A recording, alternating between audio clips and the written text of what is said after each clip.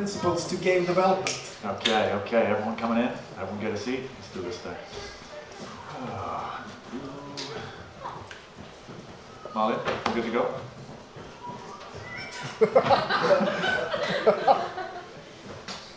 Now you're trapped in here with me. Okay, let's do it. Let's do it. So I'm a little disappointed that I wasn't able to get the Panther G that I wanted to crash through the wall for my intro. All they could find was a T-34-85, and I said, no, I'm not interested in that Soviet garbage. I'd rather have nothing. So let's talk about how me being a ridiculous, probably mildly autistic World War II nerd allowed me to succeed in video game development. Well, succeed is a relative term. That's a work in progress, but we're getting there. All right, so let's do this thing. Thank you all for coming, and I want to tell you how absolutely honored I am to share a stage with the guys who made BattleTech, man. BattleTech. It's older. It's almost older than me. Almost. Oh, damn. Okay. Cool. What's happening here? And next. What do I need to point at? Interesting. Someone help me out? There we go. The War of Games, applying military principles to game development. So, who am I? Who's this dude? Well, my name's Jamie Wood. I'm the project lead on Stellaris. I am Canadian. Sorry about that. Not really. I got my bachelor's degree in history at the University of Alberta in 2005, out in cowboy land in the west of Canada. Ever since I was a kid, I was absolutely fascinated by military history, and not because of some morbid fascination with death and horror and violence, but both of my grandfathers were in. My dad's dad was with the RCASC, so the Royal Canadian Army Service Corps, with the 1st Canadian Corps in Italy and Northwest Europe. And my mom's dad was in the Canadian Navy. And it always had struck me as the most incredibly vibrant, interesting time in world history. Also the most tragic event ever, but it's such an incredible story. If you read the Second World War as a novel, you wouldn't believe it. It's too far-fetched. The scale of it is ridiculous. The characters, Hitler, Stalin, Mussolini, they're like comic book characters. They're so over the top. You honestly don't, it's hard to sometimes believe it's even real. So to me, it was always such a powerful story, and I read about it from a very young age. And I got more academic about it as I got older, and I started studying it seriously. So I'm the project lead for Stellaris, been in the industry for 7 years. I worked in mobile gaming. Get it! I worked in mobile gaming for a while. My first objective was just to get into the games industry, because other than history, my big passion my whole life has been games. And I said to myself, one day I'm going to get out of this and do something that I would actually play. And I just looked at the companies that I've been following for years, and I've been a fan of Paradox for 10 years. And I said, you know what? One day I'm going to work there. And now I do. So here we go. And as you can see, I'm obsessed with military history and music your parents probably wouldn't like. They said, express yourself, so I did. There we go. All right. What can military theory teach us that we can use in game development? So militaries are complex cross-functional teams. So is a video game team.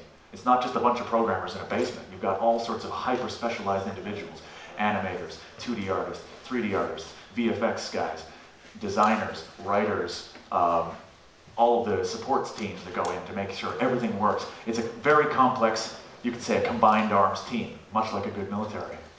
Militaries operate in environments of high stress and uncertainty, very austere environments where you never have enough to do everything you technically want to do. You have to make a little go a long way. Same with us in game development. We want to get the best player value with the resources and time we have available, and that's sometimes a complex struggle. Those of you who were at the Emperor workshops yesterday, we did a little mini game that sort of symbolized that. I hope it was worthwhile for you. Militaries also have centuries of experience dealing with human organization and optimizing organization to deal with extremely difficult tasks. Now, no one's going to die if we don't release a game, but ultimately we are in the business of delivering something, and it's a complex effort. And if we do not organize ourselves efficiently, we're going to lose. It's going to be late, it's going to be unacceptable release quality, and bad for you guys, bad for everyone. And war is a big part of our games, obviously, and frankly, tanks are just much more interesting than business school bullshit.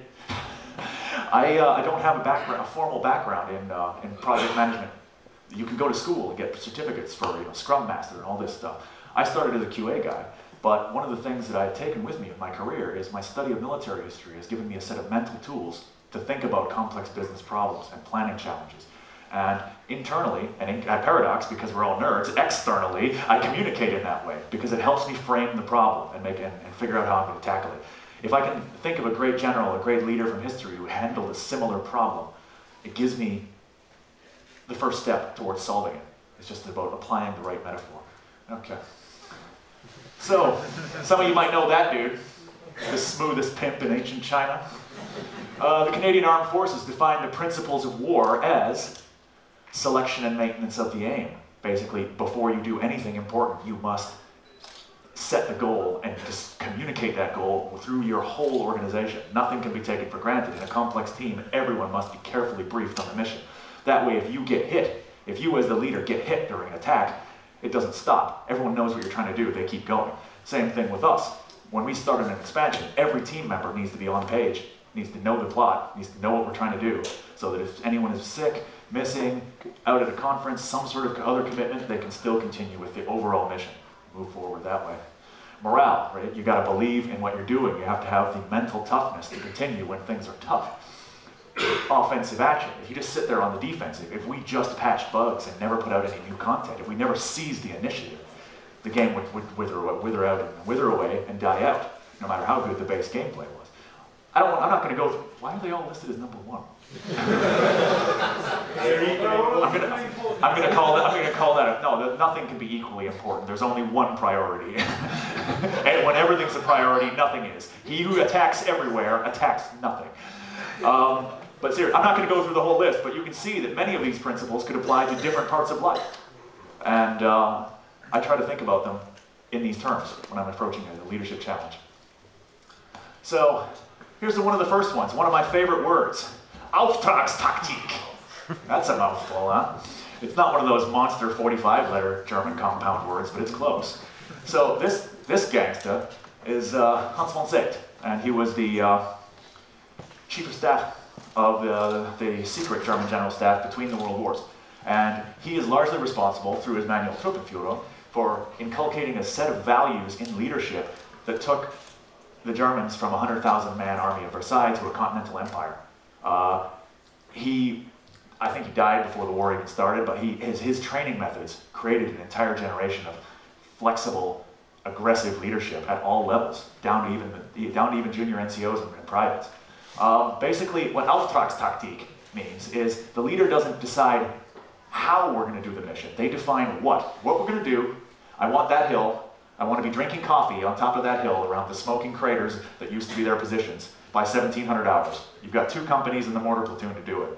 They give you the what of the mission and the resources, and then they leave the details of execution to the leader on the spot. This is a response to the sort of really negative World War I map table leadership that happened in the Great War, where all the tactical decisions would be made far, far away from the fighting, and oftentimes correspond not at all to the actual situation of the battle. And this led to missed opportunities, bad attacks that were just poorly pressed home, opportunities that were wasted.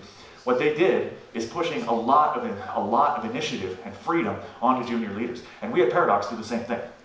We trust people who are closest to the problem to make the tactical decisions relating to it. The strategy, the overall direction of what we're doing, that's what I decide on my team. At least in the admin side. Obviously Martin is involved on the creative side. But the details of how to do it, I don't write tasks for my guys. I say, this is the desired end state. You figure out the way to get there. Here's what you got to do it. Here's your time box.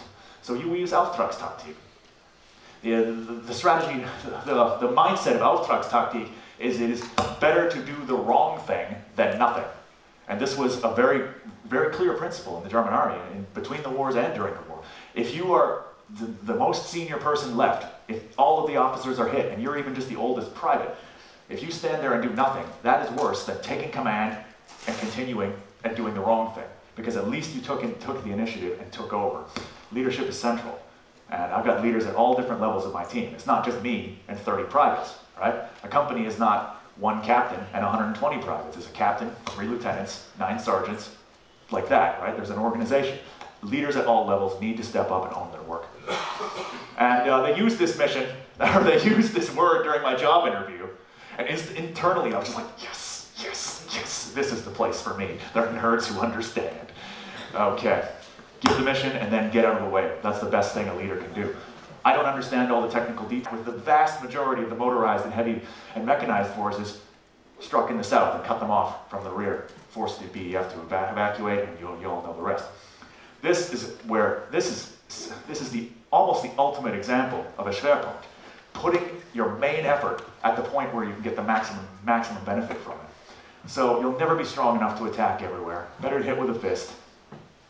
When we're talking about game development, I have no shortage of updates, side projects, things that I would like to do. I would much rather focus my team almost as exclusively as possible on one thing at a time, bang it out, and then move on to the next target, than attack them all weekly and not get a good result.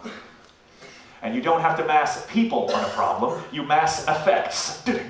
I've been waiting all weekend to drop that one. No, I wrote it and then I realized, oh, there's a video game joke in there. What that means, in the military sense, you don't create combat power just by stacking bodies up in front of a machine gun. You concentrate fire on the target, not people, right? So in our case, we concentrate the efforts of our work on the objective, rather than just stacking up bodies in the area and adding more desks. Cool. Combined arms. So this is the tactics and techniques of fighting an all-arms battle. We really sucked at this in the First World War. Sucked bad, mainly because of bad communications. This gangster has already put a deal with an eye patch on sake. Well, I was waiting. All right, that's amazing, thank you. So, coordination between the different arms is essential.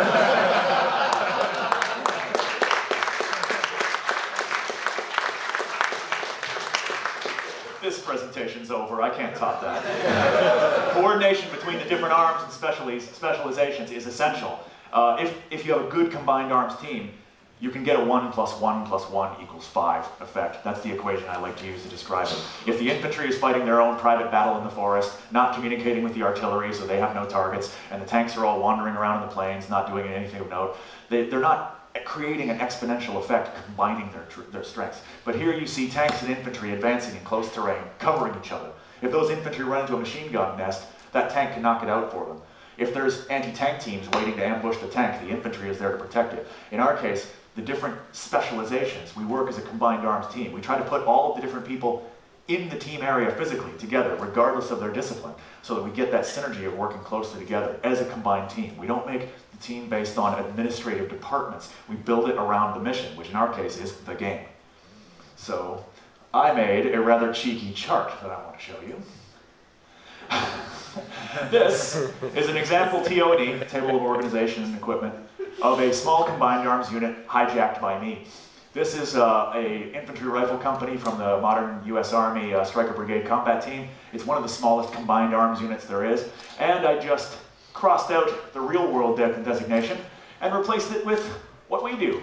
So the company headquarters, the thing that runs the company, gives it its mission and organizes and administrates it, that's me and Martin basically. Product lead and project lead in the product team. The mobile gun gun system platoon is basically a self-propelled gun. They put heavy fire on designated targets, art. The mortar section, they do the same thing, but from a different angle, audio. QA is definitely the medical evacuation team. They fix everything that's broken, or more accurately, they tell us what's fucked up, and then we have to deal with it. Sniper team, content design, observation and reconnaissance on key designated things, and highly targeted strikes. And when we need a boost of content, when we need more writing, bam, right on target. Fire support team, design. In this case, the fire support team is not providing the fire support. That's an observer team. They're providing observation for the mortar platoon in most cases. In this case, the metaphor is they're observing the way forward for what we should make next. What target we should hit next. And 3 rifle platoons, that's definitely the programmers, dudes with the rifles and the bayonets and the angry expressions on their faces. All right, cool. Time spent in reconnaissance is rarely wasted. That is absolutely goddamn true. Before you can make a good plan, you need to scout out the terrain and find out where the bad guy's at, how strong he is, what he plans to do, and how you're going to kill him. And it's the same with us. We need to scout the mood of the player community. We need to look for highly requested features. We need to look for bang for the buck features that would be cheap for us to make, but give you guys lots of value. If we burn 80% of our effort giving you 2 points of value, of player value, when we could spend 20 points and get 30 points of player value, obviously I'm going to choose option 2, but without good intelligence, it's difficult to do that. So, we do a lot of reconnaissance as well. What are the biggest to-dos that we can improve the game in the long term? What sort of features will give us the most bang for the buck, like I just said? And how can we approach a technical or design challenge in the least costly way? I don't like attacking problems with my face. I would rather punch through a wall than hit it with my face. And I think most people probably agree. Cool. Plans are useless. It's true. But planning is essential. And that sounds ridiculous and contradictory. But basically, this is a quote from Eisenhower. The act of planning, even though nothing ever goes as you think it will, and those of you who played the workshop yesterday know what I'm talking about, nothing ever goes as you think it will, but the act of planning forces your mind to consider alternatives, backup plans, potential risks. Therefore, it has massive value, but you have to be mentally flexible enough to abandon or change a plan when it obviously doesn't correspond to reality. Yeah, I don't put a lot of stock in long-term plans. I don't stick to them suicidally regardless of how things are actually going. But I still always do it, because I have to. And otherwise we'd go in with no knowledge at all, and it would be chaos. So hey guys, the plan is you're going to jump out of a perfectly good airplane in the middle of the night, land in a gunfight. Sounds good? We'll see what happens. I'll be back here in the headquarters. Cool, send shells, not men. So, ammunition is cheap. Lives are expensive. You can replace artillery rounds a lot easier than you can replace an infantry company that's hanging on the wire in no man's land. We don't have unlimited freedom to just hire people. We can't hire away. This is an expensive city to employ people in. It has some of the highest rents in the world, let alone Europe. We can't just constantly hire more people, and sometimes just massing more bodies on a team magnifies your problems rather than solves them. So if we can find efficient tools, if we can spend money on tools rather than just hiring more people, that allows us to do more. That's a combat multiplier. That's what I want. So I generally try to find a tools solution that doesn't require a hire if we have some sort of issue or shortage of resources. And that also means I don't have to find someone at the desk and do all of that admin stuff of setting them up. Cool. All right. A good example is we bought a piece of software a little while ago called Fmod for my audio director, Bjorn Iversen, who's going to present, I believe, tomorrow. And it's going to be, if you saw his presentation last year, it's going to be even more ridiculous and awesome than that. So I strongly recommend you go. Spoiler, there's going to be lasers and smoke bombs and explosions. It's going to be awesome. But yeah, what his direct quote was an insane boost in efficiency. Jobs that used to take days, he could do in minutes. And when I, as a project lead, hear the words insane boost in efficiency, I feel something in my heart. I think it's love. Cool. Leadership and unity of command. So, there must be only one clear commander at each level. No one likes being led by a committee. A committee can almost never decide anything, or if they do, they decide on a crappy compromise that pleases no one, and they take a really long time. That doesn't work in war. That's why a company has one commander. Each company has 3 platoons. Each platoon commander is absolute master of their platoon. That's the way it works, right? So a commander has to balance mission accomplishment with the well-being of the troops. If I drove my guys half to death with doing overtime every day, sure, we could increase our velocity of releases, but over time, the stamina, the morale, the ability to do the job of the team would be really badly damaged, and we wouldn't get anything out. So I have to think about the mission, but also take care of the troops. And sometimes the two come in conflict. It's a difficult challenge for a leader at any level. And those dudes out front, you'll notice they don't have a rifle. They don't have anything. Well, the sergeants have a Spieß, so a partisan. But that's almost symbolic. But they're out front for a reason. They're showing that, okay, we're going to go forward. I'm going to accept maximum danger, but I'm going to lead the way. You have to, when you're in a position of leadership, you have to consciously be aware of your obligation to your troops. You make the plan and they say, okay guys, let's go, follow me. People like to hear follow me. They don't like to be told, go. I'm going to sit back here with a coffee. So, I mean, a lot of the time, I wish I could get out and push. There's times when I wish I would like, oh, I'm going to go in and program this myself. Oh, not a programmer, goddamn. You know what I mean? But the least I can do is make sure that my guy's well-being is taken care of, that we have a good balance between getting stuff done, going home on time, sleeping, you know, all that human bio stuff. Boring. But the leader doesn't fight with a gun, he fights with his voice. One of my personal mentors, a former Army officer, excellent dude, taught me a lot about life, is that if you're a leader and you're shooting, in this case, if you're a leader and you're programming or doing like heavy technical work, you're tunnel visioned on that single task and you will lose sight of the bigger battle. So you need to actually learn the ability to step back a bit, observe the whole battlefield and think tactically. I'm sure that you all have had experiences in our games where you micro a single unit, but you lose sight of the bigger picture and you lose the war, right? So that's very possible. A leader has to have that ability to actually physically and mentally step back from the small details of what's happening so they can see the whole picture. And with that, I'm done. So, does anyone have any questions? How much time do we got? 5 minutes-ish. Cool, cool. So thank you all for listening to me yap for a while, but I'm sure you'd like to talk. Let's see if this works. It looks like it works. Have you ever spent time in uniform yourself? No, I'm a nerd. I'm just a fanatic nerd. I knew from a very young age that I was too emotional and sensitive for that life. I have a lot of friends in the service and I've learned a lot from them. But mainly, for me, this has been just an academic thing. I take a lot of inspiration from it, and I have massive respect for people who do it for real because it's not easy. It's tough. It's easy to be at your best when you've slept a lot, when you've got a full stomach, when you're not cold and tired and pissed off. You really see someone's true personality when they're not, when you're not comfortable. So, but even things are not always comfortable for us. It can be a hectic coming up on release day. You feel like you're in a fight. Go on. Can we have some more Sun Tzu quotes, your favorites? I'm actually not as much of a fan of Sun Tzu as some people. He doesn't teach you, the thing about Sun Tzu is he doesn't talk about winning wars, he talks about strategy, and really his highest form of strategy is defeat the enemy's strategy rather than merely destroy his army.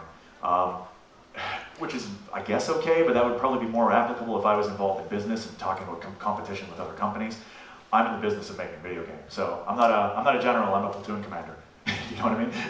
But there's also regard your soldiers as your children, which I feel is very applicable in almost every context. He does say that, yeah. Well, I mean, it sounds a little patronizing when translated, but I think the meaning is that you should love them and care for them. Yeah. And always have their needs highest in your mind. That's something that I try to apply as best as I can. Cool. Go for it. One of the things that followers of the industry, I think, see a lot in, especially larger companies, your EAs, etc., is like really frequent layoffs from studios coming off, finishing a large title. Yeah. Is there anything, in military principles that you think is especially applicable in instances like that that might either allow those companies to retain those people or allow them to hire in a more reasonable way that results in less turnover in that? That's an excellent question. A lot of companies work in this very sort of this very cyclical way. They hire people only short term and then just dump them when the project's over. The problem that you create with that is very similar to the US problem in Vietnam. Their system of individual replacements meant that rather than whole units rotating in and out of the field and having time to recuperate after they've been beaten up in the jungle for a while, they felt, well, let's just keep the division on the line for months or years and just constantly cycle individuals in to replace casualties. The problem is these new guys were not battle-wise and they were dangerous to be around, so the old guys wouldn't help them, and therefore you didn't get good internal knowledge transfer inside the unit of helping these new guys get smart and know how to survive. And so it created this vicious cycle. New guy comes in, new guy doesn't get trained properly, new guy gets killed, another new guy comes in. And I think if you have this slash and burn agriculture games development style where you build knowledge and then basically abandon it all, it's just going to make making the next thing really hard. That's not our business model at all. We don't hire people with the intention of laying them off after their game is done. We build a team for the long haul. We get that synergy bonus of the combined arms. We were used to working closely together. You know what I mean? Last question? Man, this thing is cool. You mentioned that you focused on building tools instead of hiring more people. Do you have a team internally that builds tools that are not just gaming engine related, but like help you do tasks more efficiently? Yeah, And if when they so, can. what kind of cool stuff do they do? When they can. Mostly it's just things that make scripting or programming faster. Little automation of mundane, repetitive tasks, things like that. They're busy people. They have a lot of stuff on their plate. But when we have a high priority request, we can get it in there, and hopefully we'll get it. But sometimes it takes time. You never know. You never know. Anyways, I think we're coming up. I think it's time to wrap this thing up. So I just want to thank you all again for coming. And if you want to talk to me individually, there's not time for everyone, unfortunately. But I'm easy to spot. Just grab me. I'd be happy to talk about it. I get weird fetishistic glee about this stuff, so I can go for hours, believe me.